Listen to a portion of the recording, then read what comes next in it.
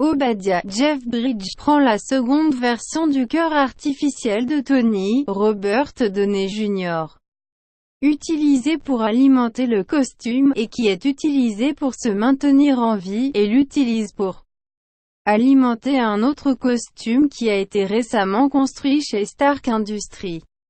Tony bataille Obadiah dans son costume en utilisant la première version du cœur artificiel. Tony demande à Pepper, Gwyneth Paltrow, de surcharger le réacteur Arc de Stark Industries et les dysfonctionnements de la combinaison d'Obadiah et tombe dans le réacteur.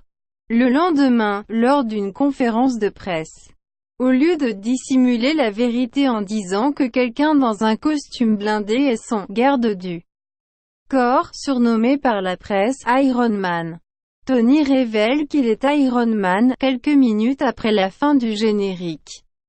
Tony arrive à la maison et remarque que quelqu'un s'est infiltré dans sa maison. Il demande à la personne mystérieuse qui il était et Nick Fury, Samuel L. Jackson, qui est le directeur de SHIELD, l'organisation qui voulait parler avec Tony Stark tout au long du film, sur comment il a échappé à la captivité dans les montagnes et ceux qui ont aidé à dissimuler l'explosion du réacteur à arc. Fury dit à Tony que maintenant qu'il a révélé au monde qu'il est Iron Man, il est entré dans un autre monde dont il ignorait l'existence. Fury dit à Tony qu'il veut lui parler d'un projet appelé The Avengers Initiative.